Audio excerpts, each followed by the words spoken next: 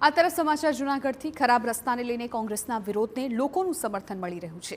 કોંગ્રેસે 20,000 લોકોની સહીવાળું આવેદન કમિશનરને આપ્યું। આવેદનમાં 20,000 લોકોએ સહી કરીને ઠાલવ્યો પોતાનો રોષ।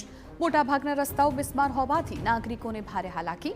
રસ્તા મુદ્દે અનેકવાર કોંગ્રેસ દ્વારા કરવામાં આવ્યું છે ઉગ્ર આંદોલન।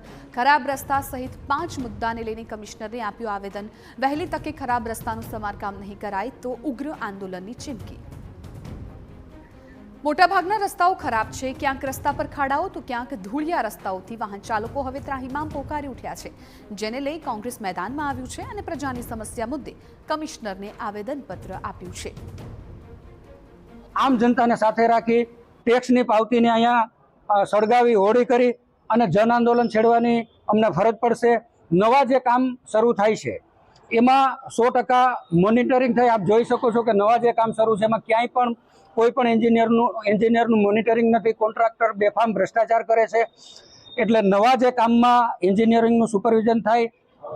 નવા કામ બનતાની સાથે જો ભવિષ્યમાં તૂટે તો જે તે એન્જિનિયરની જવાબદારી ફિક્સ કરવી।